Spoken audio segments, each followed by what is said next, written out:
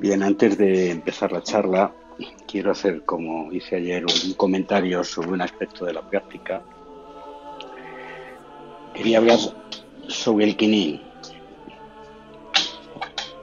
El quinin a veces uno lo puede interpretar, si no ha oído hablar sobre eso antes, pues ese momento en el cual, bueno, pues se me han cansado las piernas, es muy larga la meditación, entonces hago una interrupción, estiro las piernas, me muevo y vuelvo otra vez a meditar, ¿no? Esa interpretación es una interpretación superficial. Es cierto que, bueno, hay un elemento fisiológico en ello de que mucho tiempo con las piernas cruzadas o en quietud, si uno no dinamiza el aparato circulatorio, pues tiene más dificultades. Es cierto eso. Pero el Quinin tiene una expresión más profunda que esto. En el Shinjin Mei hablamos de la actividad y de la pasividad. De igual forma que hemos venido hablando aquí de la forma y del vacío. Eh, Nuestra práctica de Zazen es el paradigma de la pasividad o de la experiencia de vacío o de la práctica de vacío. Y nuestra cotidianidad es el paradigma de la actividad.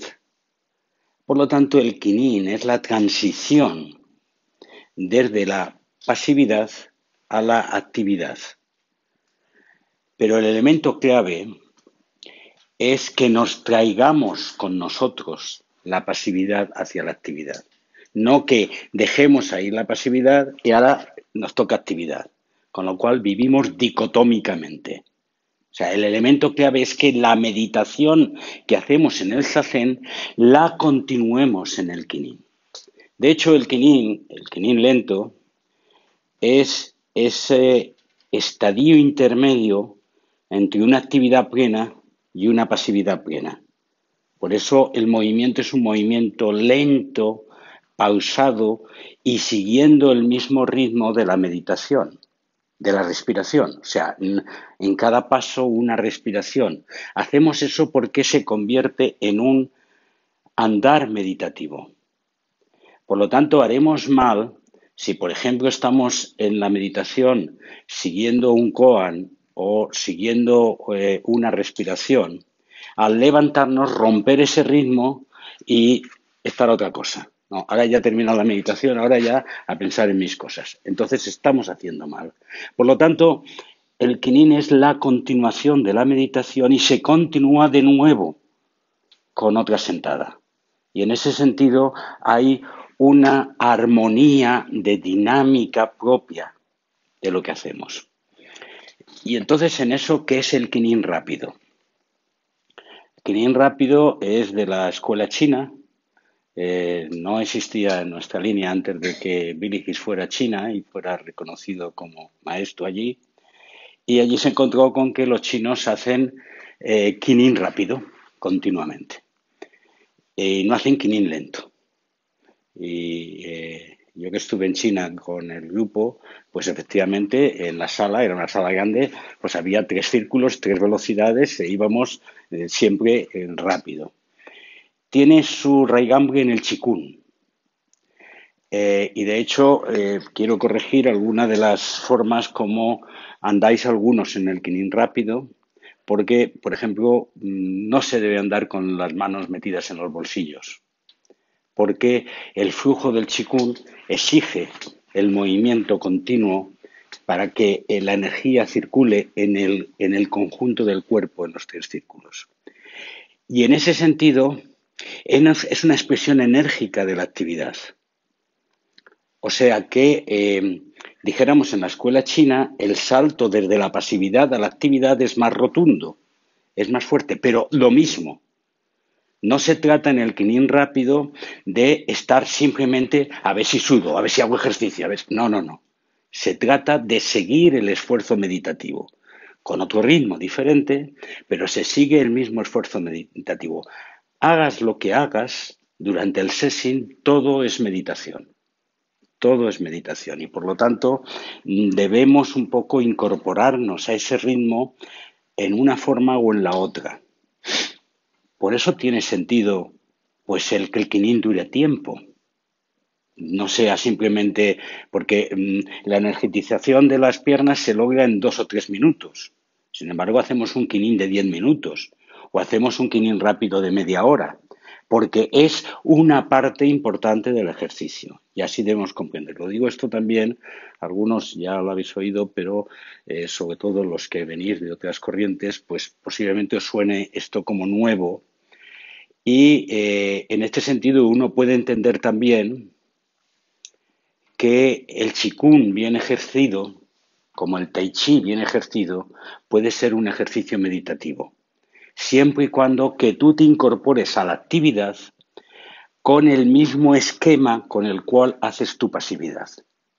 ¿Entendido hasta aquí, no? Vale.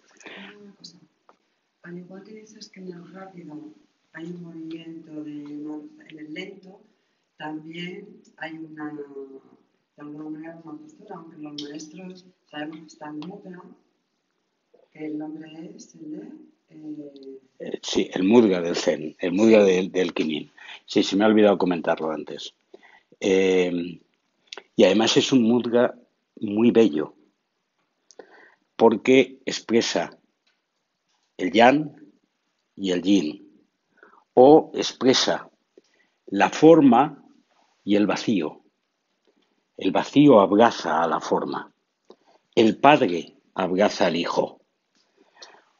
El yin, que es energía, que es decisión, que es marcha, que es forma, que es experiencia, que es actividad, queda abrazado por el por el yin, perdón, que es vacío, sin límites, extensión, amor, expresión de comunión. Entonces, el tener esta expresión, con el dedo metido dentro, así, y esto cogido así, lo podéis llevar aquí abajo, aquí arriba, o como hacíamos en el pasado, hacía yo cuando empecé a aprender inglés, el ir como si fuéramos el abanderado, íbamos así andando. Pero bueno, tampoco pasa nada por ir con las manos abiertas. No es porque sea el lado derecho, es porque es porque es un puñetazo, el yang. Pero a nivel energético, en medicinas chinas, ¿qué lo es? Bueno, ya, pero yo no quiero interpretarlo. Quiero decir que lo que quiero decir es que de igual manera que en el mudga del zazen la mano derecha es la que recoge la mano izquierda y se juntan los dedos así, en el mudga del quinin la mano izquierda se cierra como yang y la mano derecha abraza como yin. Y esto mismo en las charlas que venimos hablando de que no puede haber solo forma o solo vacío, sino que todo está entremezclado. Al final no hay dos manos aquí. Al final hay un mudra y un mudra que constituye unidad. Y entonces esta es una expresión que cuando la hagáis, reafirméis que vuestra vida es divina y humana al tiempo. Es vacío y es forma al tiempo. No ahora vacío y ahora forma. Y en ese sentido también el quinin tiene una gran riqueza, porque vas avanzando manifestando la unidad de lo que eres. Eso es. Con lo cual, sí. Ahí hay mucha variedad. Quiero decir que yo he estado practicando Zen en Inglaterra, en Suecia, con los americanos, en Oriente, y encuentran diversas cosas. Los suecos, por ejemplo, iban así. Yo cuando aprendí iba así, esto puesto en el corazón, avanzando así. Ahora la suelo llevar más o menos así. O lo puedes bajar un poquito más abajo, porque aquí está el centro energético tuyo. Sigue tu corazón en ese aspecto. Lo importante es que esto sea una expresión realmente tuya, auténtica. También en el andar, el ritmo que se nos enseña es cuando levantas el pie inspiras, Cuando apoyas el pie, expiras, hasta apretar con el dedo gordo del pie. Levantas el pie otra vez, inspiras, apoyas, expiras. Vas avanzando así. Hay que huir del ritualismo y hay que convertir esto en un acto meditativo tuyo. Porque si lo que haces es que lo haces muy bien, pero lo que estás haciendo, estás al mismo tiempo teniendo la capacidad de ir pensando en lo que vas a comer luego mientras estás haciendo este paso y de qué bien lo estoy haciendo y estoy con mi cabeza en otra parte, estás haciendo un fake. Estás haciendo algo que no tiene sentido. ¿De acuerdo? Era corazón cogido con guante blanco o algo así. Eso ya es panota. Eso ya no me lo sé. Y el objetivo es llevarnos la meditación a la vida diaria. Llevar la meditación a la vida diaria. Vivir continuamente en expresión contemplativa. Bien, vamos a seguir con el texto de Eckhart. A ver si ahora no se me ha perdido.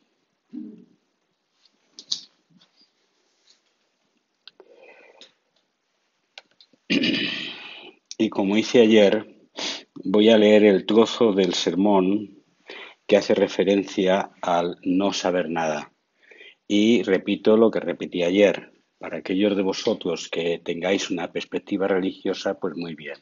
Para aquellos que tengáis una perspectiva gnóstica, intentar haceros vuestra traducción laica al tema. Porque Eckhart escribe desde una perspectiva religiosa según la religión del medievo.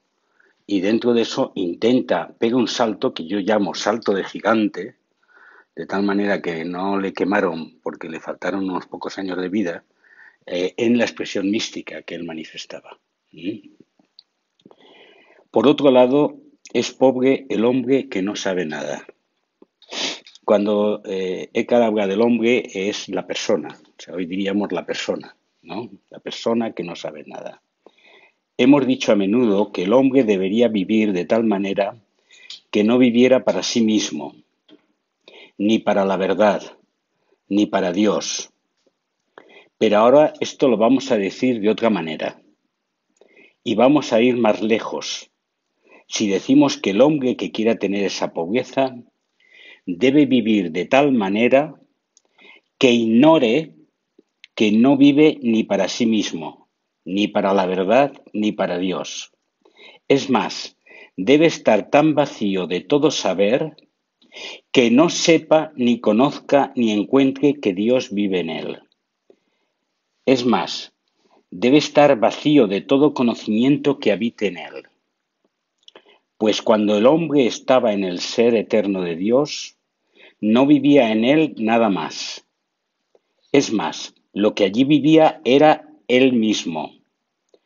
Por eso decimos que el hombre debe estar vacío de sí mismo, tal y como era cuando todavía no era, y dejar actuar a Dios como Él quiera para que el hombre se mantenga vacío. Todo lo que siempre proviene de Dios tiene por fin una acción pura. El obrar apropiado al hombre es, sin embargo, amar y conocer. Ahora bien, la cuestión es en qué consiste esencialmente la bienaventuranza. Algunos maestros han dicho que reside en el conocer, en la sabiduría. Otros dicen que en el amor. Otros incluso dicen que en el conocimiento y en el amor, y estos lo encuentran mejor. Nosotros, sin embargo, decimos que ni en el conocimiento ni en el amor. Hay un algo en el alma de donde fluye el conocer y el amar, que ni conoce ni ama como lo hacen las potencias del alma. Repito esta frase. Hay un algo en el alma de donde fluye el conocer y el amar, que ni conoce ni ama como lo hacen las potencias del alma. Quien lo conoce, ese algo, conoce en qué consiste la bienaventuranza. Ese algo no tiene un antes ni un después, y no espera nada por venir, pues no puede ni ganar ni perder nada. Por eso, ese algo ignora que Dios actúa en él. Es más, ese algo goza de sí mismo a la manera en que lo hace Dios. Tan quieto y vacío debe hallarse el hombre, decimos, que no sepa nada ni conozca lo que Dios actúa en él. Y así el hombre puede poseer la pobreza. Los maestros dicen que Dios es un ser y un ser inteligible, que conoce todas las cosas. Pero nosotros decimos que Dios ni es un ser ni es inteligible, ni conoce esto ni lo otro. Por eso Dios está vacío de todas las cosas, y por ello es todas las cosas. Quien por tanto quiera ser pobre de espíritu, debe serlo en todas las cosas, y por ello es todas las cosas. No, quien por tanto quiera ser pobre de espíritu, debe serlo en todo su saber propio, de forma que no sepa nada, ni de Dios, ni de las criaturas, ni de sí mismo. Por eso es necesario que el hombre desee no saber nada de las obras de Dios, ni las quiera conocer. En este sentido, el hombre consigue ser pobre en su propio saber. De nuevo, un lenguaje difícil. ¿Eh? ¿Eh?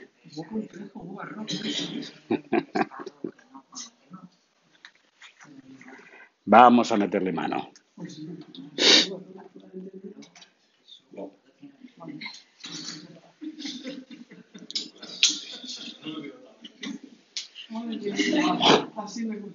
Primero de la clase. Bueno, paciencia. El hombre debe vivir de tal manera que no viva para sí mismo, ni para la verdad ni para el ser último. Debe ignorar que no vive para sí mismo, ignorar que no vive para la verdad, que no vive para Dios. ¿A qué os resuena esto? ¿A qué os resuena cuando se dice que debe ignorar que vive para sí mismo? A la pérdida del control.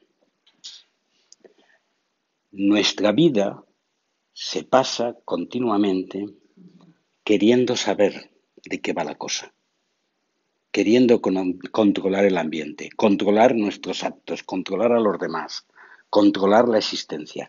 Y ese es el esquema central de nuestro ser egoico. Ayer lo decía, el problema principal en la revolución cognitiva que ocurrió hace 120.000, 150.000 años, a partir del cual somos lo que somos, nos abrió al conocer. De pronto conocimos y nos volvimos seres curiosos y mirábamos las cosas y les poníamos nombre. Y en ese conocer teníamos dos elementos. Uno, la sobrevivencia, la supervivencia. De ahí surge todo el elemento del querer y desear que hablábamos ayer. Y el otro es el tema de querer saber. Pero ese querer saber no se quedó ahí, sino que incluyó a posteriori la interpretación. Yo quiero saber, doy la respuesta, tengo la interpretación y desde mi deseo de sobrevivencia te la impongo a ti. Y a partir de ahí surgió el dogma, surgió el mito, surgió la verdad absoluta. Y ese deseo de yo sé lo que pasa y te lo digo a ti, es un deseo de control. Yo sé lo que pasa y te lo digo a ti, es un deseo de control. Y la historia de la humanidad es la historia de los seres que han interpretado el mundo y las circunstancias y se lo han impuesto a los demás. Por aquello de poseer, por aquello del poder. Por lo tanto, el tema de la sabiduría, del saber, tiene que ver con el tema de controlar el saber.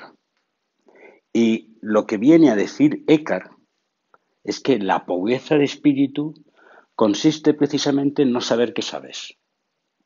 No en no saber, sino en no saber que sabes. Esto es, en perder el control de tu propio saber, perder el control de tu propio conocer.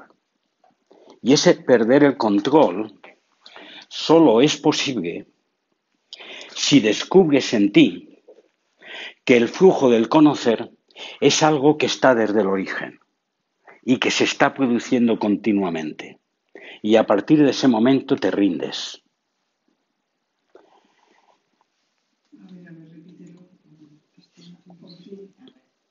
Solo es posible entrar en la ignorancia de tu propio conocer si de pronto aparece en ti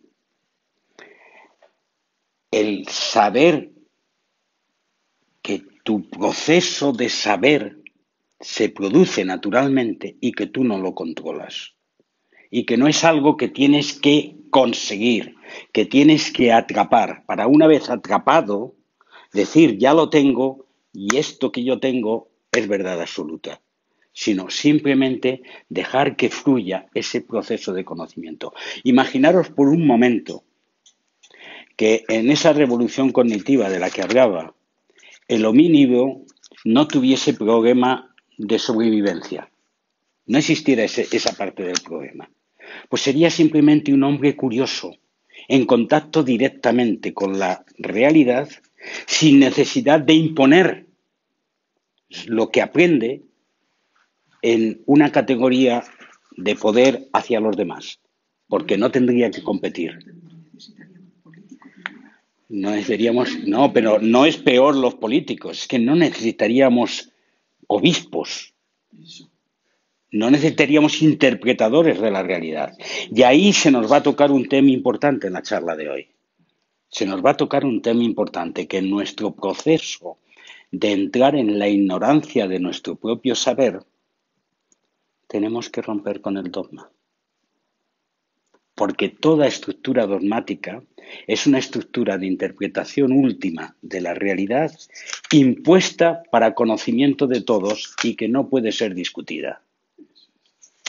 La virginidad de la Virgen María. Punto. Quien lo discuta es un hereje. O sea, esto se ha definido, es un dogma y es una verdad que permanece inalterable por los siglos de los siglos. Como el tema de que la Tierra era el centro del universo y el pobre Galileo tuvo que tragársela porque si no le quemaban. Era un dogma de que el hombre era el ser perfecto de la creación y el hombre vivía en la Tierra y entonces la Tierra no podía estar girando alrededor del Sol. El Sol tenía que estar girando alrededor de la Tierra, como evidentemente vemos que pasa todos los días, que va de un lado a otro del horizonte.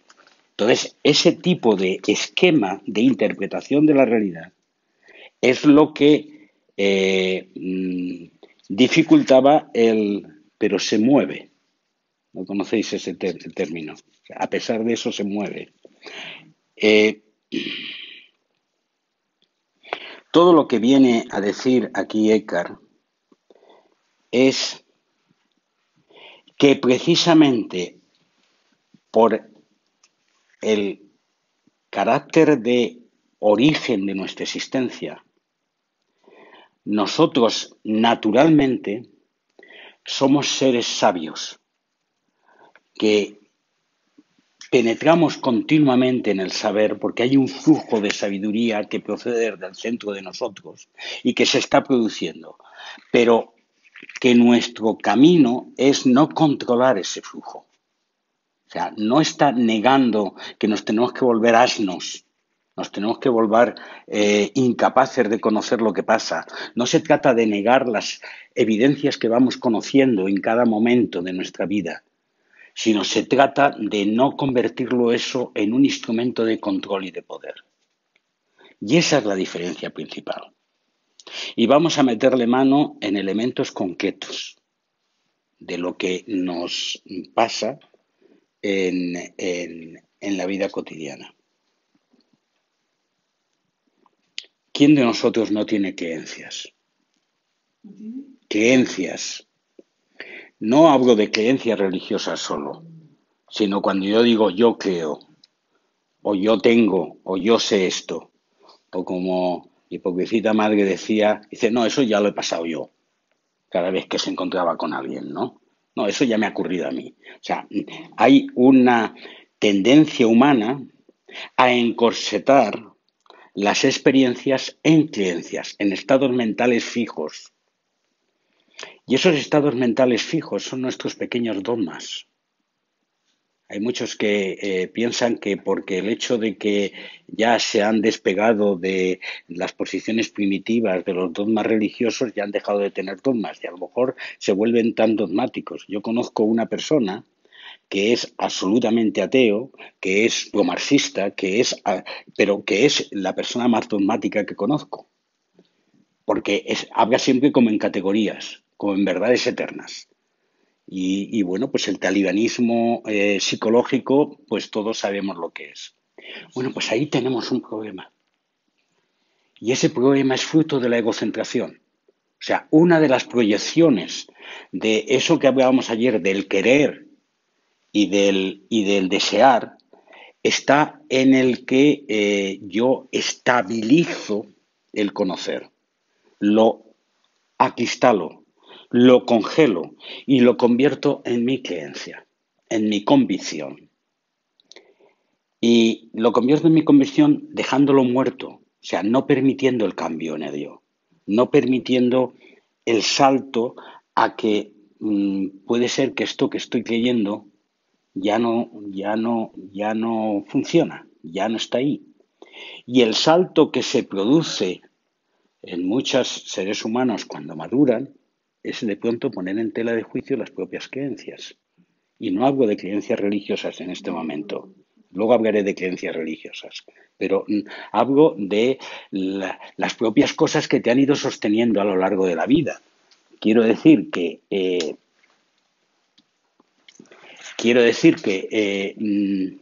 tú has asumido, has funcionado, sobre todo a partir de la adolescencia, en unos estereotipos, en unos arquetipos en los cuales te has situado y el proceso de maduración te los pone en crisis. Ya hayas jugado el papel de víctima o el papel de madre o el papel de líder o el papel de persona que está dentro de un entorno cultural y dentro de un esquema.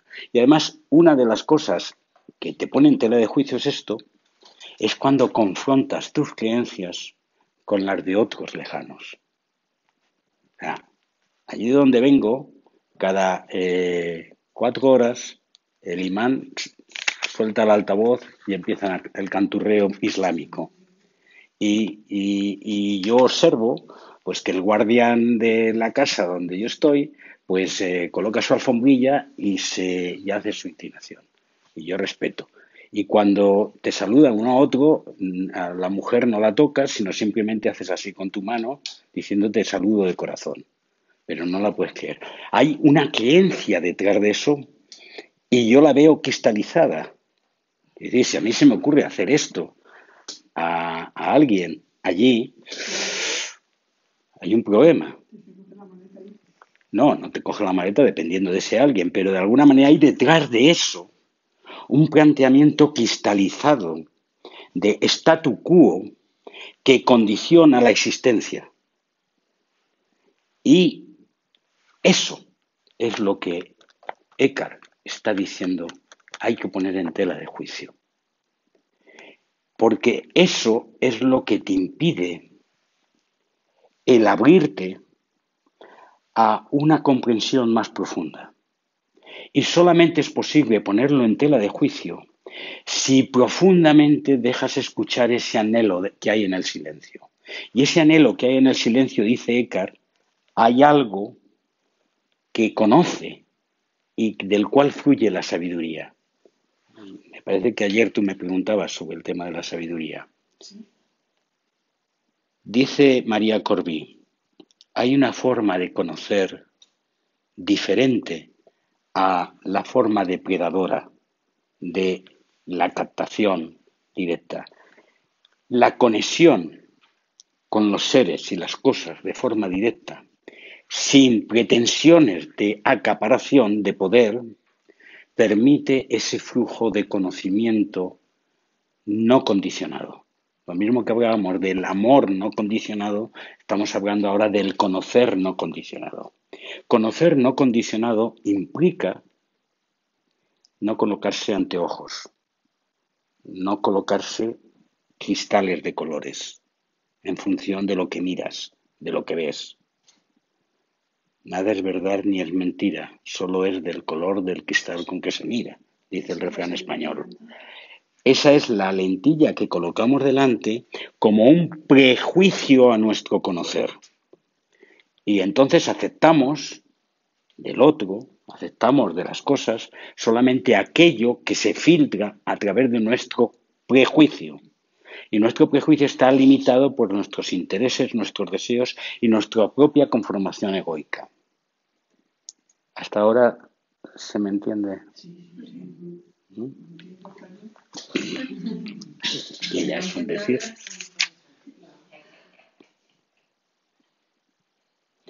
Por lo tanto, y estoy hablando de nuevo no de teorías, Diego, sino de práctica, de vivencia práctica. Por lo tanto, haz un esfuerzo, yo también hago un esfuerzo de no categorizar lo que estoy diciendo en esquemas filosóficos o metafísicos, sino más bien en cómo movernos en la experiencia práctica. Uno de los elementos principales de nuestra práctica en esto de empezar a ignorar son dos. Uno, abrirse a la pregunta. Aceptar hacerse preguntas. Por ejemplo, si alguien dice, ¿quién soy yo? Es porque no lo sabe seguro. Porque si no, no se hace la pregunta. O si alguien dice, ¿qué es esto? Es porque no lo tiene totalmente claro. O sea, la mayor parte de las veces, no, yo sé perfectamente quién soy. O yo sé perfectamente de qué va esto. Aunque no lo digamos, está en el trasfondo. O sea, y eso es la consecuencia de aceptar solamente moverte en entornos familiares. Te mueves en entornos familiares porque crees que en esos entornos tienes las respuestas. Pues ahora se trata de avanzar por caminos no trillados. Por avanzar, como diría el poema de Cacuán, avanzar por caminos sin nombre, por valles lejanos, por lugares en los cuales no tienes las respuestas. Por lo tanto, el primer elemento es atreverse, tener el coraje, hacer la pregunta. No para tener la respuesta, sino para hacer la pregunta en sí misma. Y entonces, vitalmente, se trata de, en cada momento de nuestra existencia, crear un espacio a la pregunta. O sea, crear un espacio a... no, en vez de decir, no, esto ya sé de qué va, sino, ¿va de esto? ¿Es realmente esto? Porque entonces estás creando un espacio ¿a qué? A la aceptación profunda en ti de la oscuridad. De que hay un entorno oscuro que todavía no sabes. El segundo elemento es perder el control. Perder el control de las respuestas. Y esto se dice rápido, pero es profundamente difícil. Porque significa aceptar no saber. Significa aceptar vivir en oscuridad. Significa tener la profunda humildad de rendirse. Y eso vitalmente, en muchos momentos, significa que te tomen por tonto. O que de pronto tú te tomes a ti mismo por tonto. Y te digas, ¿cómo soy tan incapaz? Y aceptarlo con humildad, con armonía, con belleza incluso. El que te estás moviendo en esa noche oscura, en ese no tener ni pajolera idea de qué va esto para mí, o de que sí lo sé pero no lo sé, es un proceso doloroso, porque implica desarmar muchas verdades consabidas, muchas respuestas anteriores que te has dado y que ya posiblemente no te sirven o sean incompletas. Aquellos de vosotros que que manifestáis mantener una fe religiosa, uno de los elementos más dolorosos, y yo lo digo porque yo he estado en esa posición, es cuando caes en la cuenta de que una parte importante de aquello que has dado por sentado ya no está por sentado. Por ejemplo, saber que del Evangelio no más allá de un 20 o un 25% es realmente histórico. Y el resto son elementos montados por generaciones posteriores y tal. Con lo cual, cuando tú has recibido de pequeñito el mensaje de que el Evangelio es literal, punto, y hoy la Iglesia lo sigue diciendo todavía, la Iglesia católica, no las otras, el elemento de pronto poner en tela de juicio algo que para ti ha sido sagrado es profundamente doloroso. Es cuando yo descubrí a mi padre haciendo injusticia en un determinado momento, cuando tenía 12 años. De pronto avanzaba con él por la calle y él era guardia civil y se puso en plan dictador con otra persona. Aquello me desmontó totalmente, porque mi padre no era discutible para mí. Pero en aquel momento tuve que poner en tela de juicio ese modelo de padre que yo me había conformado. Y eso mismo también me ocurrió con mi religión católica. Y no significa, luego es cuando haces otro tipo de síntesis y recuperas determinado nivel, a veces manteniendo una fe religiosa o no. Pero en cualquier caso, la pregunta, abrirte a la pregunta y en cualquier caso también aceptar no saber la respuesta. Entonces, estos dos elementos son dos elementos iniciales de la expresión de Eckhart. Pero hay otro elemento más.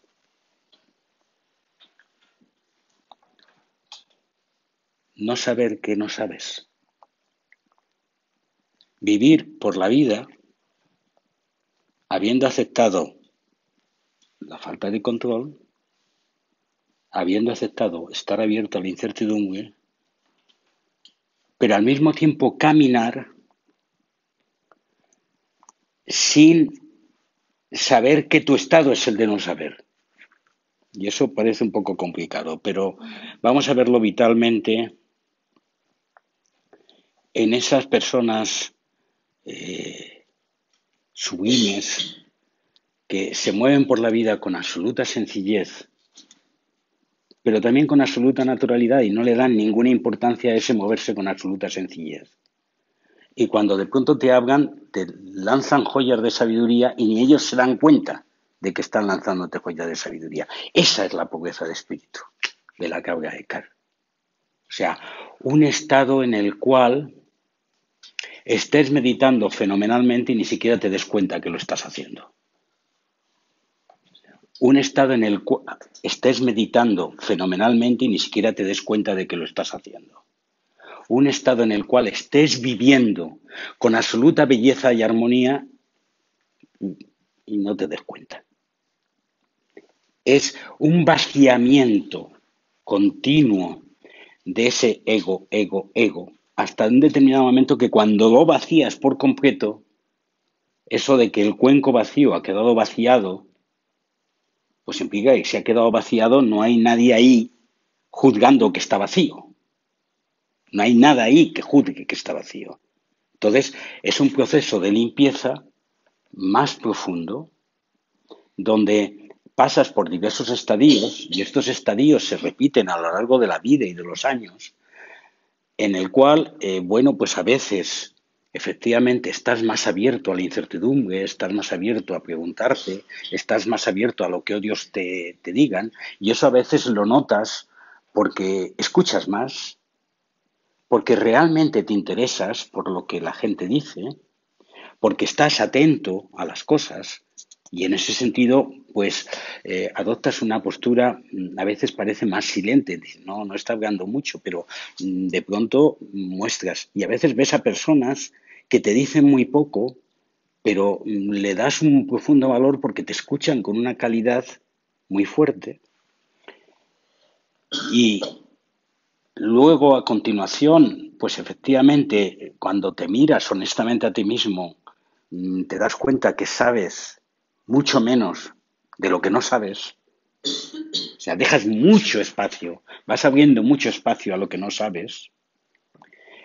Y el siguiente paso es de que ni siquiera te das cuenta de que eso está pasando. Pero solamente eso se produce cuando tú encardinas tu espíritu en esa experiencia de vacío. Cuando tu existencia está siendo habitada, por decirlo en otros términos, por el Espíritu Divino. Cuando la evolución de la vida y de las cosas, tú dejas que se muevan por sí mismas. Y tú no eres periquito pato haciendo las cosas, sino simplemente las cosas se hacen a sí mismo. Hay una frase del Buda que a mí me llama la atención cuando dices ¿de qué va esto? Va de que cuando se mira, solamente el mirar. Cuando se escucha, solamente el escuchar. Y lo que me llamaba la atención de esta frase, que la repite continuamente, es que no utiliza en ningún momento el yo. O sea, solamente hay el acto, solamente existe el escuchar, solamente existe el caminar, solamente existe el andar. No el yo camino o el yo ando, donde todavía está el control metido por medio. Entonces, ese proceso de que en determinado momento, ¿y cómo se avanza en ese camino? Pues a veces quitándonos tanta importancia como damos a nuestras propias actuaciones, a nuestros propios actos. En vez de ahora me toca hacer esto, ahora me toca hacer esto, no, simplemente hacer, simplemente hacer.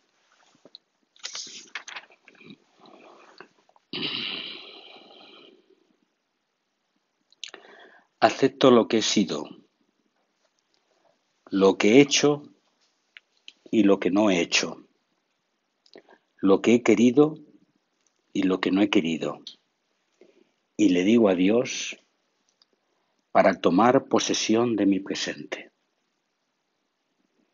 Entro en un nuevo ámbito. Fluyo en un silencio profundo, donde se rompen las interpretaciones y en el que me vuelvo vacío y la inmensidad de lo que contemplo me sobrecoge. Para mirar profundamente, habré de cerrar los ojos, entrar en la noche que nada sabe, en un mirar sin condiciones, momento oscuro y al tiempo luminoso, momento de no separación, pero también de ruptura con los dioses menores que todo lo controlan y de todo saber que todo lo cree. No más ideologías terminadas, luminarias falsas que encorsetan al hombre, sabiduría cambiante, espíritu abierto al devenir, preparado para morir y nacer de nuevo. Esto es un pequeño poema para vosotros. Juan de la Cruz también toca este tema en un versito que todos conocéis y que ahora recuerdo, aquel que empieza diciendo: entréme donde no supe y quedéme no sabiendo, toda ciencia trascendiendo. Un saber no sabiendo. Y el Buda dice, comprender la contingencia, esto es comprender que no hay nada fijo, que todo cambia, es la fuente de la verdadera sabiduría. O sea, vivir en el no saber es que siempre hay algo que avanza, que cambia, que se transforma, es la fuente de la verdadera sabiduría. Y el poema de la noche oscura habla de entrar en la noche del olvido. Esto es el olvido de mi ser, de mi interpretación, de mi persona y de mi historia, de mis deseos y necesidades, romper las referencias para aceptar el vértigo de ser sin más. Bueno, pues esto es lo que quería comentaros.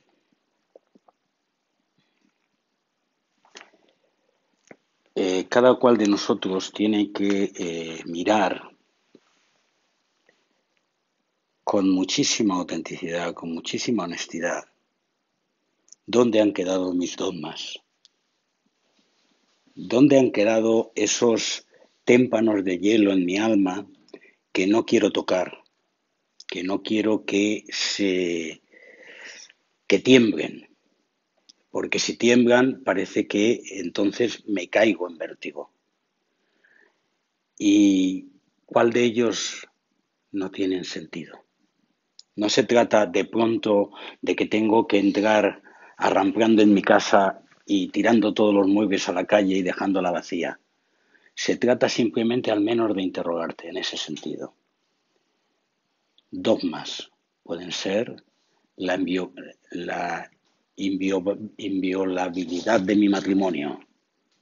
Dogma puede ser la propia existencia de Dios. Dogma puede ser mi propia estructura de funcionamiento vital. Ser padre, ser madre, mis hijos, mi esquema, mi tribu. Dogma puede ser mis hábitos, mis costumbres, mis rutinas. Todo eso, que son formas de vivir y seguridades, se convierten también en conceptos, en estados mentales, que se cristalizan y cada cual debe mirar lo suyo en ese aspecto. ¿Alguna pregunta?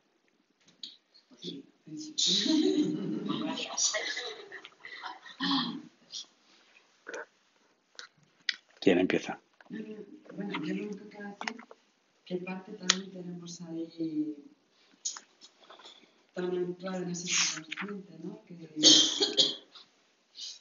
Que ni siquiera, no sé, a mí muchas veces pienso en cómo acceder a ello, ¿no? ¿Qué referencias puedo tener para ello? Porque seguramente que estén ahí. Hay maneras de funcionar en la vida que dicen, joder, ¿y esto? ¿Y esto? A ver, ¿de dónde está viniendo, saliendo, ¿no? Bien, pero quizás lo que fue el tema de yo creo que tenemos que tener ahí enterrado cómo se accede a ello. La respuesta que el Zen ofrece es simplemente a través del silenciamiento. Porque a través del silenciamiento se produce un efecto tremendo, que es que de pronto si quitas la hojarasca, mirando a la pared, y vas dejando caer todo aquello que te sirve de muletas, de pronto aparece de frente tu propia autenticidad de ser. Y no es un tema racional, no es un tema mental, no es como ha dicho, un autoanálisis, una psicoterapia personal que realizas en el cojín, no. Es un proceso donde ya no soportas dejar de ser auténtico. Ya no soportas decir yo creo cuando realmente no crees. Y eso es un proceso de limpieza que a veces dura años. Sí, a mí me ha pasado de estar sentada y empezar. Puede ser que sea eso, ¿no? Que ahí haya habido algún tipo de, no sé, de conexión con eso profundo, ¿no? Que tenemos ahí. Me ha pasado de empezar a llorar y no poder parar. Una maestra me decía que cuando abres la tapa de la cazuela se oyen las burbujas del hervor. Quiere decir que cuando estás, normalmente tenemos la tapita bien colocada, pero lo que hacemos en la meditación es abrir la tapa. Y entonces a veces surgen cosas. Y a veces es un proceso de depuración que dura mucho tiempo. Pero esa es la respuesta del Zen. Es decir, hay otro tipo de respuestas en otros campos, como es el campo del psicoanálisis o el campo de tal, donde realmente te enfrentas con esos demonios que en el fondo se han convertido en cristalizaciones. Y el Buda sí habla de trabajar con los agregados. Entre ellos están los estados mentales, que es el ser capaz de mirar de frente cuando estás contenta, ¿por qué estás contenta? O sea, mirarlo realmente con autenticidad. Cuando estás triste, ¿por qué? Y cuando estás rabioso, ¿por qué? Pero sin engañarte, mirando de frente. Y esa limpieza que te produce la meditación, el silencio, te permite hacer esa mirada más profunda, más directa. Y entonces empiezas a lo mejor a tener que desmontar, tener que quitar elementos que antes pensabas que estaban ya resueltos. Hay un librito a ver si me acuerdo del nombre, después de la iluminación la colada, ¿cómo se llama? Después del éxtasis la colada. Tengo en la punta de la lengua el nombre de la persona, es del Jack Confield. Que habla de personas que han tenido experiencias de transformación importantes y que luego han vuelto a habitar en los demonios, han vuelto a habitar en el alcoholismo o en la dejación personal. O sea, ha habido todo un proceso en ellos donde el hecho de que hayan descubierto no les ha impedido el que el hervor que había debajo no siguiera después. Por lo tanto, es un proceso el nuestro largo, este proceso de pobreza de espíritu del no saber, del cual he indicado varios estadios, implica fundamentalmente lo que decíamos ayer, un proceso de aceptación muy profunda, pero al mismo tiempo de mirar de frente, con valentía, con coraje.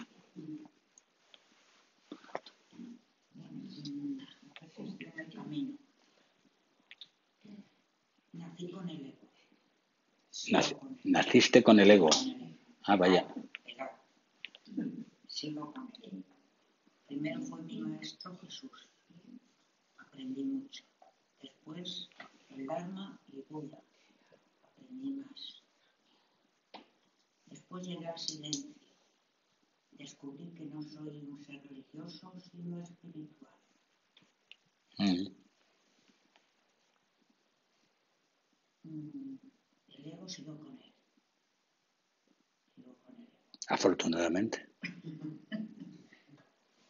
Te ha faltado la charla de ayer, María Jesús. Eckhart llegó a un estado en el que lo explica de esa forma, pero es un estado de vacuidad. Incluso las beguinas también llegaron a ese estado. Vamos a ver.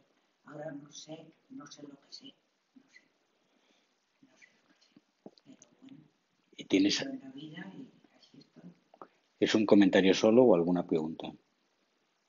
La pregunta es si estoy en el camino. Tú sabrás.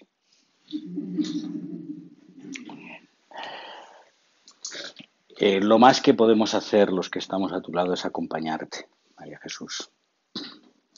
Algo que ayer dijimos era una repetición de una palabra del Buda, es decir, que el sabio cuida con amor el yo como un útil instrumento. La diferencia principal es cuando te identificas con el yo a cuando lo conviertes en útil instrumento. ¿No son válidos nuestra memoria? Y es claro que sí. ¿No es válido nuestras potencias, nuestro cuerpo, nuestras voluntades, nuestros estados mentales? Claro que sí.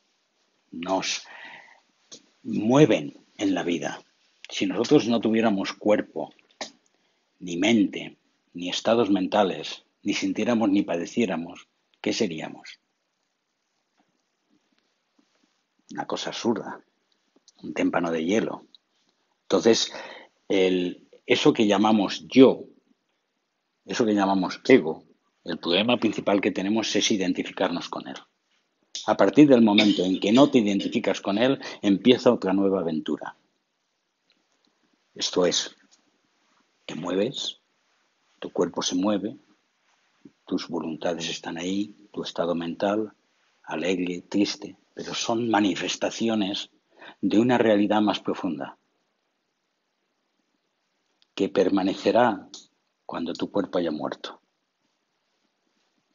Entonces, en ese tema de tu proceso de aprendizaje, ya has nombrado a maestros excelsos, si estás en el buen camino o no, tú sabrás. No soy yo quien te ha de dar la respuesta. Diego. Pues yo hay algo que lo trabajaré. Lo que no acabo de encajar.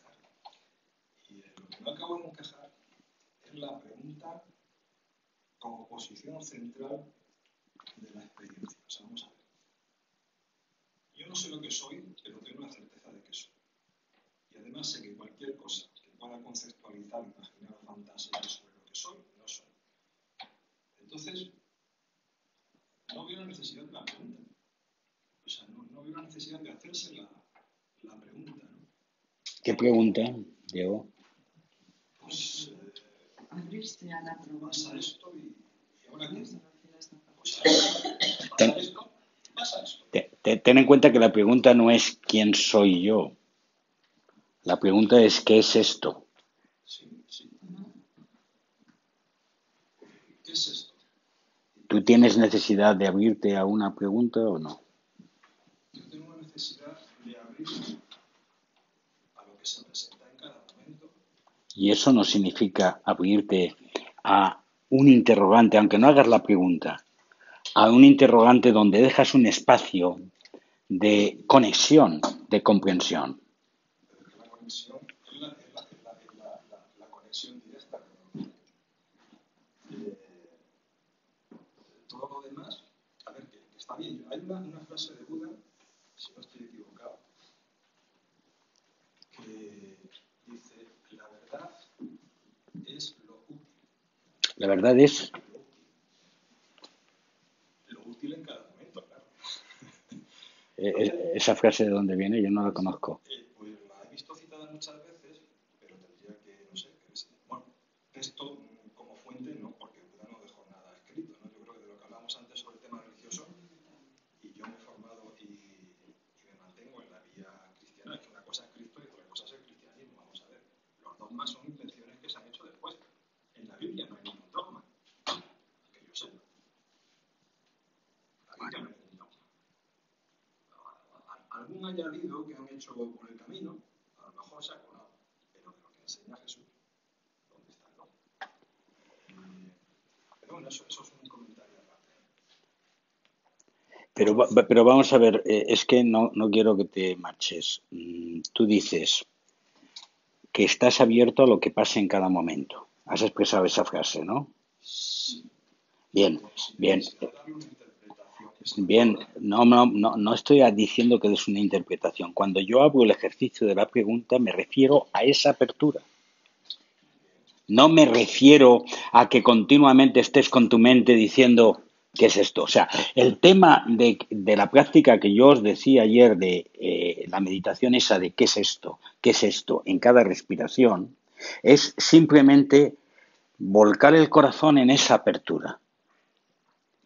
Porque normalmente los seres humanos estamos cerrados, no estamos abiertos. Normalmente, cuando nos enfrentamos a experiencias, colocamos la pantallita delante, colocamos la barrera y colocamos que no nos toquen. Entonces, lo que estamos diciendo en nuestra práctica es que dejemos espacio. Claro, pero es que el campo de cognición del ego es un campo de cognición cerrado, limitado. Y hay una especie de bucle ahí. O sea, la apertura es apertura. O sea, es lo que se conoce a través de ti, o lo que conoce a través de ti, que no eres tú. No me teorices, Diego, haré un esfuerzo de no teorizar. Es difícil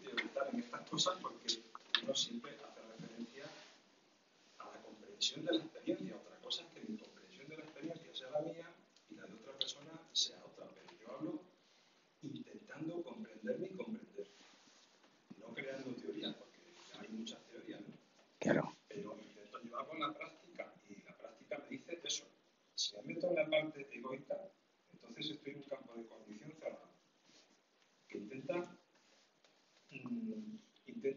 perpetuarse como realidad, que no lo es, pero un campo de cognición abierto. Pues En ningún sitio, ¿sabes? en ningún sitio, tú lo has dicho.